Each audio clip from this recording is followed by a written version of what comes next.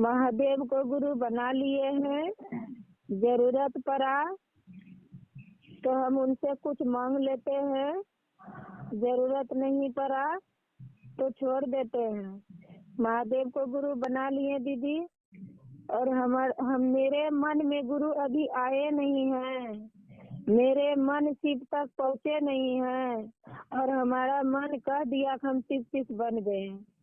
एक दीदी ने कहा, दीदी बोले कि साहब हमको ऐसे लग रहा है कि हम शिव बने नहीं हैं, और हमें बहुत मतलब कि ऐसे लग रहा है कि हम शिव बन जाए। तब साहब बोले, देखिए ये तो होगी महादेव गुरु की दया से, तो चप्पल के बराबर जो बोलिए है कि महादेव मेरा है, तो हम गारंटी लेते हैं कि आपका होगा और आप शिव बनेंगे, हम गारंटी लेते हैं। तो दीदी साहब बोले थे, काठमांडू में विचार दिए थे दीदी, पहला लाइन क्या बोले थे रानी दी, याद है आपको? पहला लाइन? हाँ पहला लाइन बताइए तो। शुरुआती का जिज्ञासा क्या दिए थे काठमांडू में? यही ना कि बेटा को जब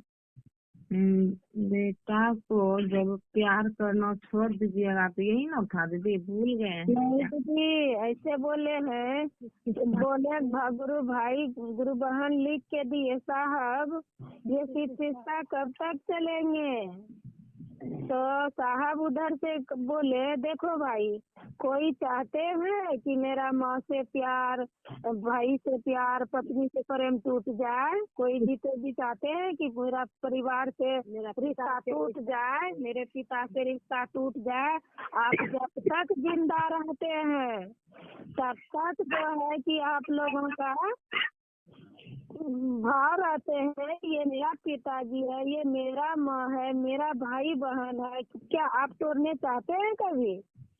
देखिए यही बात बोले हैं साहब। कब तक मतलब हम लोग मतलब ताली मचा रहे हैं, कई तक मस्जिद बढ़े, कई कहो गुरु है।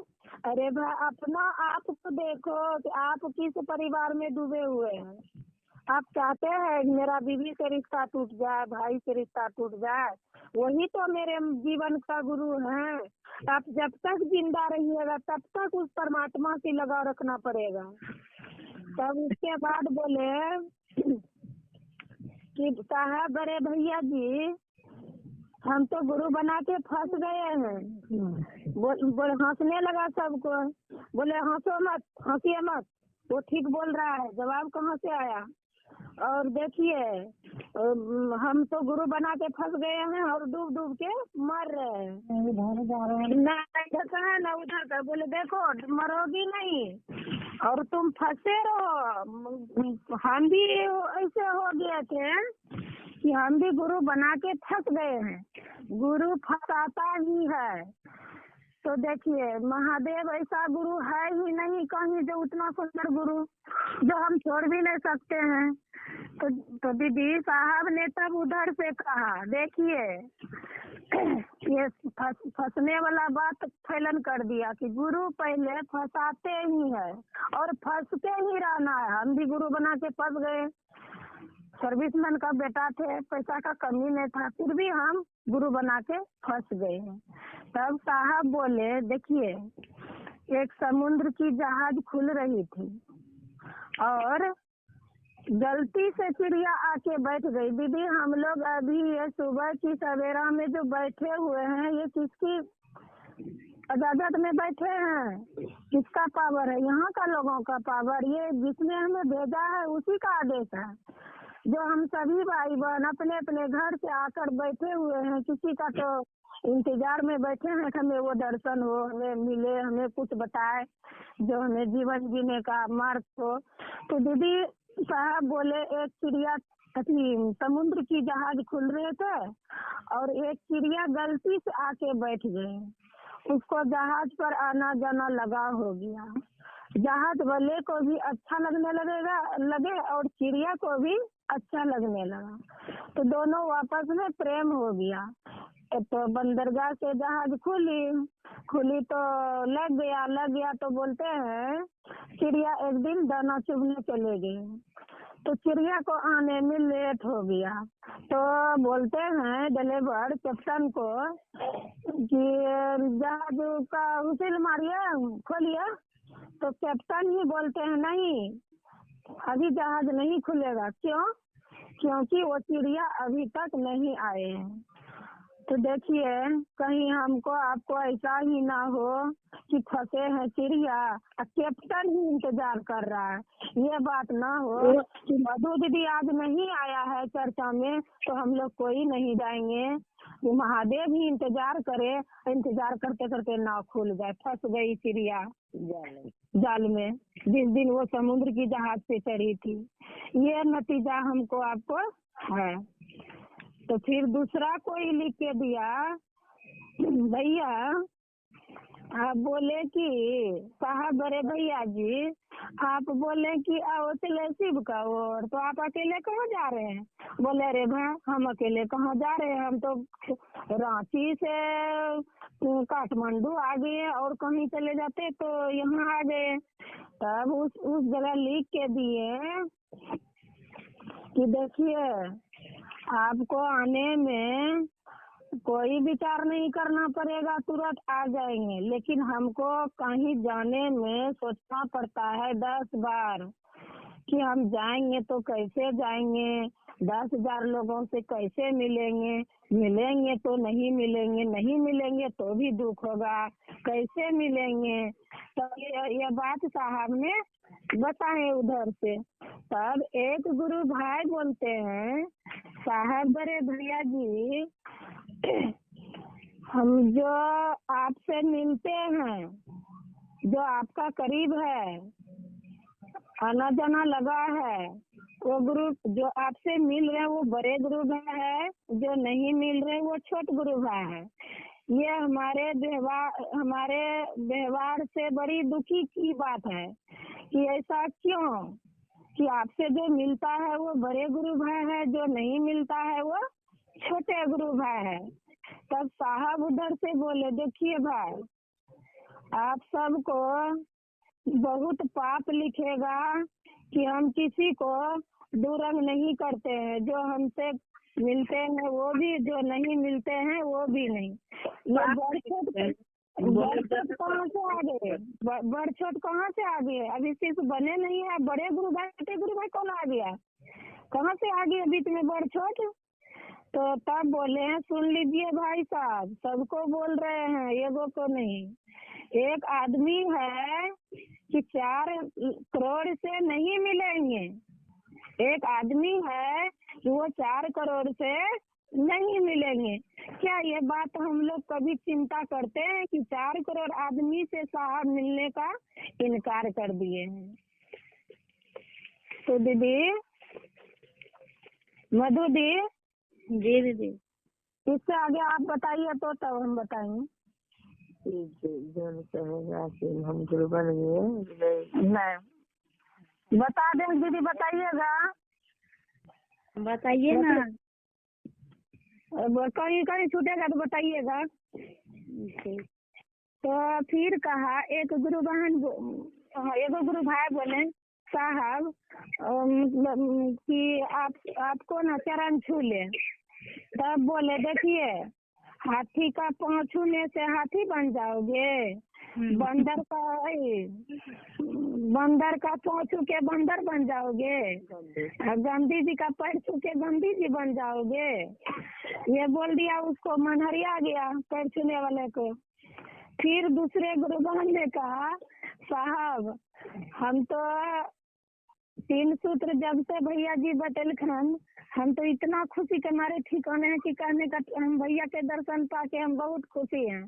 बोले उसको कि ये है बोले ला माई कुठेला ये है बोले ला माई कुठेला, उसको बोल दिया। फिर गुरु बहन बोलते हैं उधर से ए भैया साहब बड़े भैया जी कि हाथ में कंगन पहन के और रुद्राक्ष पहन के मांस मछली खाना पाप होते हैं क्या साहब?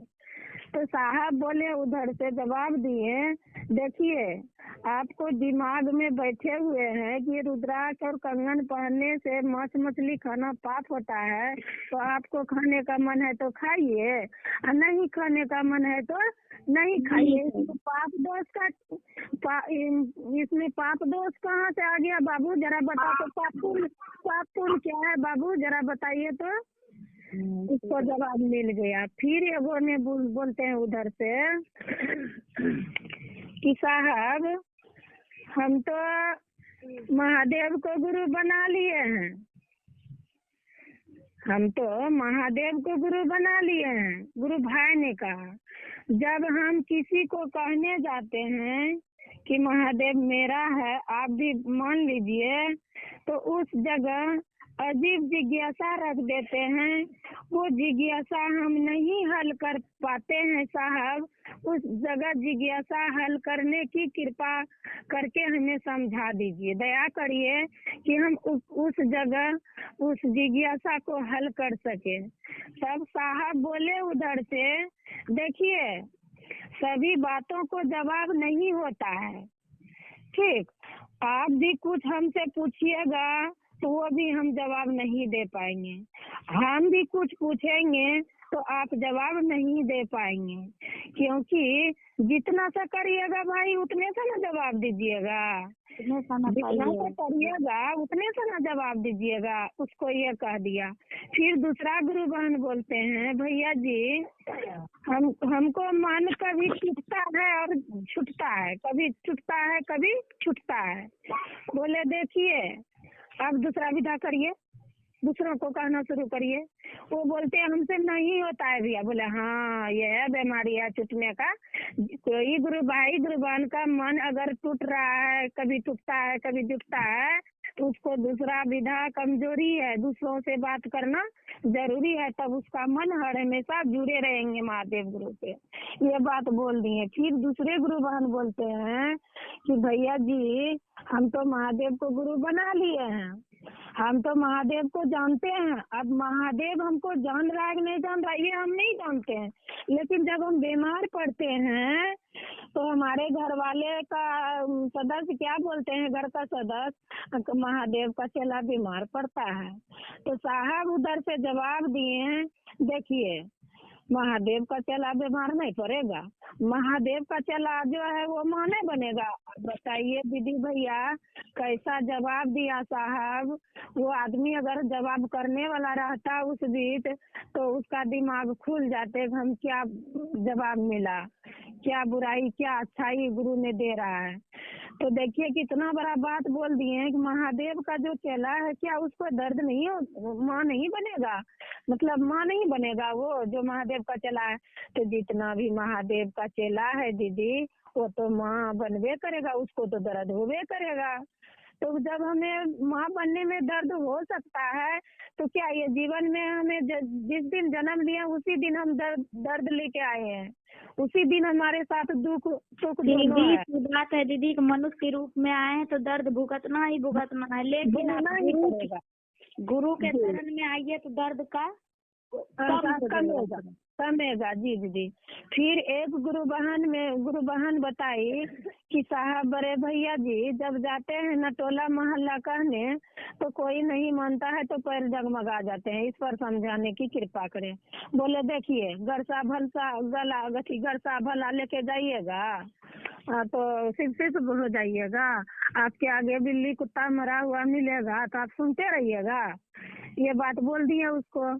एक गुरु बहन फिर बोली काठमांडू से स्थानीय, बोली कि देखिए साहब भैया जी हम सबको तो दर्शन दे दिए हैं, हम सबको तो दर्शन दे दिए हैं, पूरे काठमांडू के लिए कब दर्शन दे रहे हैं, सब टाइम दे रहे हैं। तो भैया जी बोले उधर से साहब भैया जी देखिए ये सोच तो बड़ी अच्छा है, आपका कहना तो बड़ी सुंदर है, बहुत अच्छा लगा हमें ये बात सुन के। ऐसा शायद कोई कहते हैं कि साहब आप पूरे के लिए कब आ रहे हैं, हमें बहुत अच्छा लगा। ठीक है उपाय बताइए।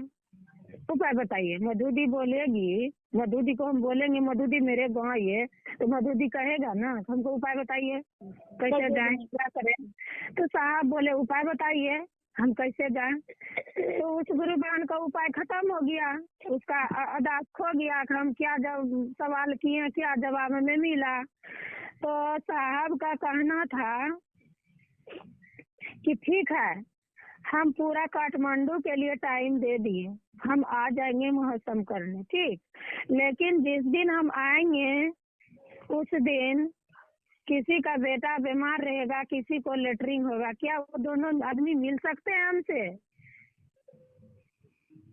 किसी मतलब रानी दी आप बताइए तो इसका मतलब क्या हुआ? साहब की बात है, थोड़ा हम लोग जरा समझे तो इस बात को।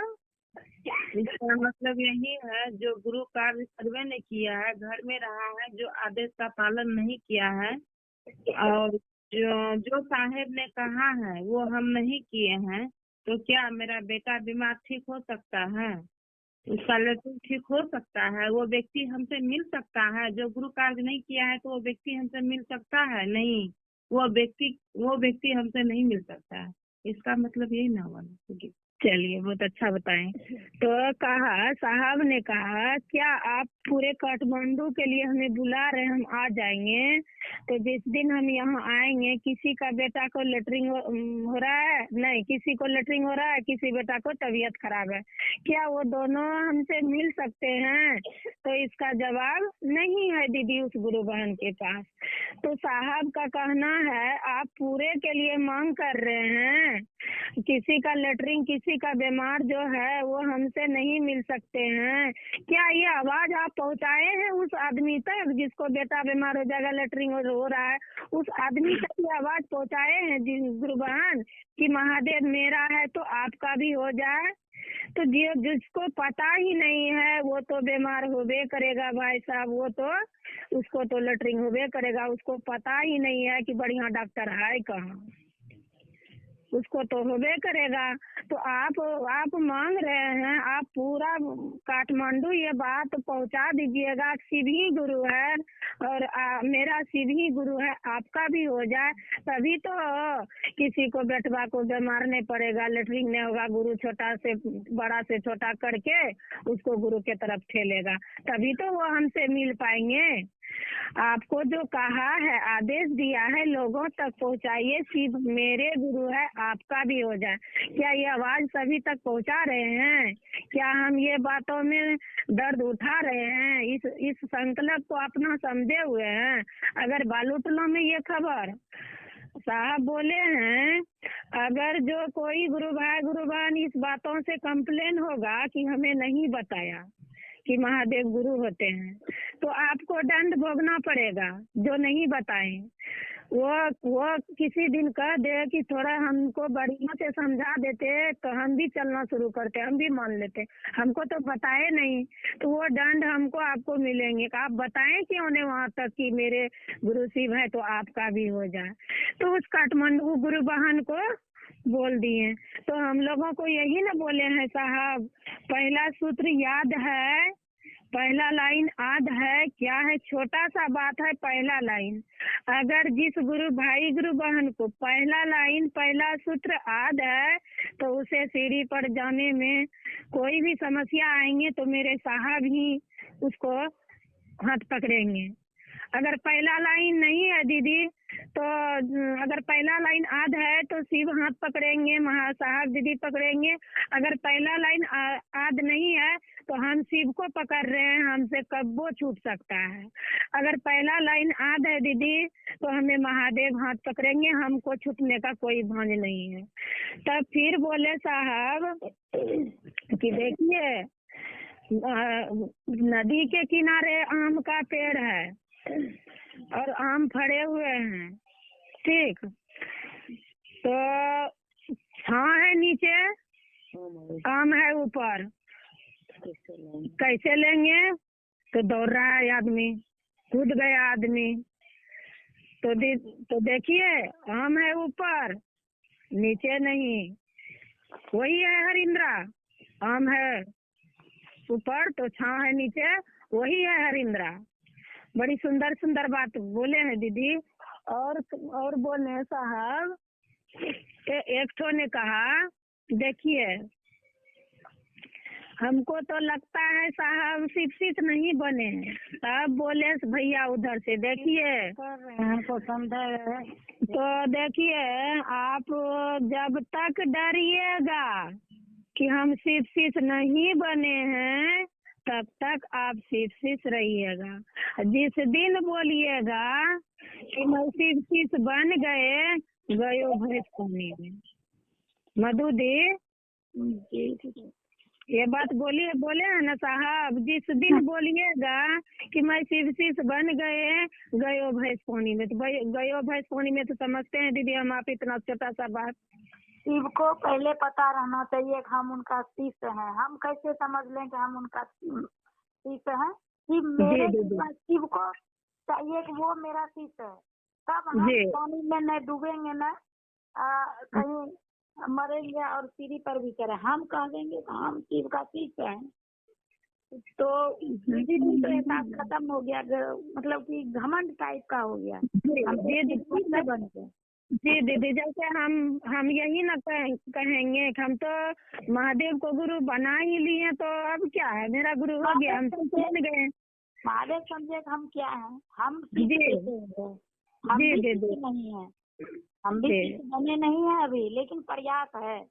जी दीदी। साहब बोले ना, बड़ छोट कहाँ से आ गया है? जब हम बड़े नहीं है तो तुम सब कैसे बड़ छोट? पहले चीज बनिए तब ना बड़े से बोलिएगा। साहब को कहा, कितना कहा कि हरिंदर तुम बन जाओ गुरु, तो बोला नहीं, मैं कैसे बन जाऊं गुरु? गुरु तो आप हो, मैं तो एक नाली का कीड़ा, कैसे गुरु बन जाऊं?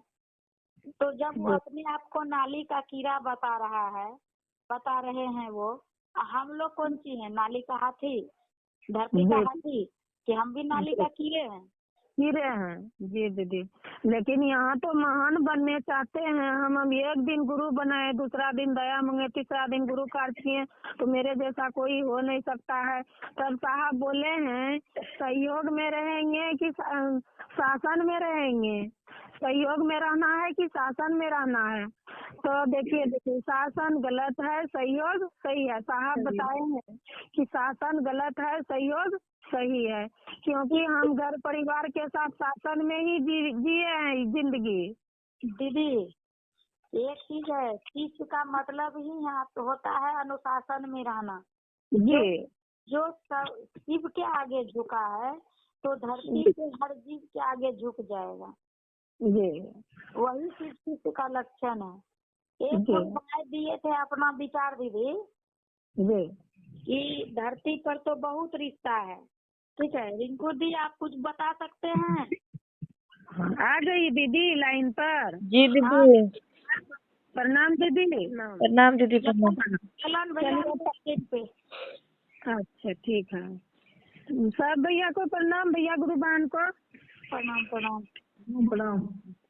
चलिए बोलिए भाई गुरु भैया, आपसे कुछ सुनेंगे और समझेंगे और चलेंगे हम लोग महादेव गुरु के तरफ। चलने में कुछ सामर्थ हो, सभी भाई बहन मिल के चले।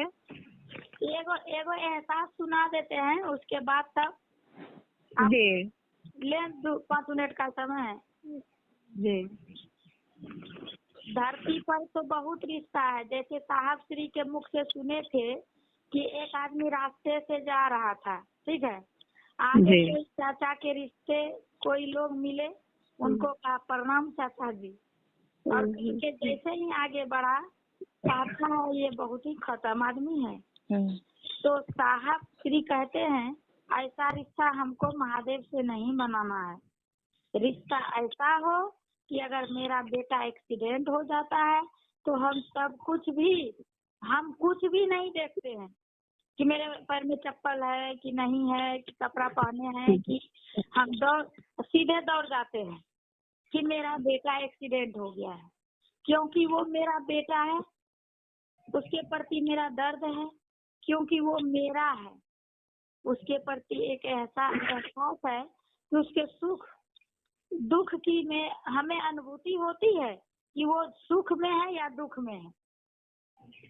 इसी बात पे हमें एक अपना अनुभव याद आ गया। एक गुरु भाई थे कृष्णा सिंह, तो उसने लिखा है कि मैं गुरु की दया से रख रही हूँ। मेरा बेटा भोपाल में पढ़ाई करता था, ठीक है।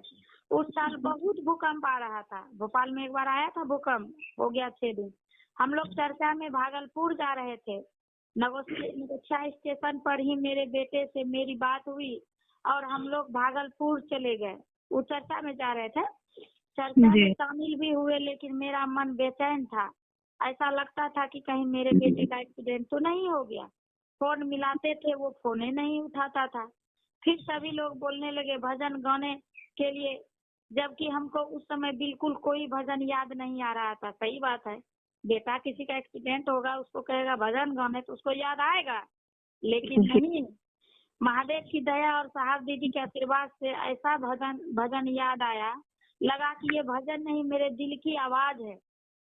दिल से वो गुरु तक पहुंचने के लिए ये भजन था। हर दिल गुरुवर तू ही मिटा देगा, हर जख्म दिल का गुरुवर तू ही मिटाए, खुशियां भरा ये दामन तू ही सजाए, गुरु को भुला ना पाऊं, गुरु जरूरी है, तू मेरे शिव गुरु हो। और सच में घर आए 10 बजे रात में वो फोन उठाया, तब जाके बताया कि मेरा एक्सीडेंट हो गया था, हम हॉस्पिटल में थे। अब आप सब दीदी सबसे बताइए कि ये कैसा दर्द, कैसा रिश्ता, कैसी अनुभूति और कैसा एहसास था। बस यही दर्द, यही रिश्ता मेरे गुरु महादेव से होना चाहिए दीदी, कि अगर मेरा बेटा, हम सुने हैं एक्सीडेंट भी हो गया है, हम चर्चा में बैठे हैं, आदमी दौड़ने लगता है कि नहीं, हम मजाक के हमारा बेटा पहले एक्सीडेंट हो गया, हम चर्चा में बैठे लगते नहीं, वो काम मेरे महादेव का है, वो क्या करेंगे, मारेंगे, रखेंगे, उबारेंगे, उनकी काम है। और मेरा जो टास्क है, मेरा कुछ मिला है साहब के द्वारा महादेव से जोड़ने के लिए, वो काम हम छोड़ेंगे नहीं। जैसे भी हो, जिस परिस्थिति में है, लेकिन करेंगे जरूर। ऐसा एहसास होना चाहिए, ऐसा किसी अभी तक नहीं के बराबर है। नहीं, ये दीदी सही बोले। ये तो आप बता दिए कि मन की चाबी है, अंदर की दिल का चाबी यही है कि हमारा अंदर की दरवाजा खुले। साहब बताए थे पहले कुछ दिन कि देखिए हम गुरु चर्चा में बैठे थे और वहाँ जो है ना, मेरा पिताजी डेथ हो गए। कोई आके बताए भैया जी आपका पिताजी खत्म हो गया। साहब मन ही मन बोले देखिए मेरा पिताजी तो जाना था, वो एक दिन जाना था, वो जेबे करेगा, और चल ही दिया, उसका समय हो गया। अगर हम यहाँ से उठते हैं, मेरा पिताजी तो लौट के अब नहीं आएगा। अगर हम यहाँ से उठते हैं तो मेरा गुरु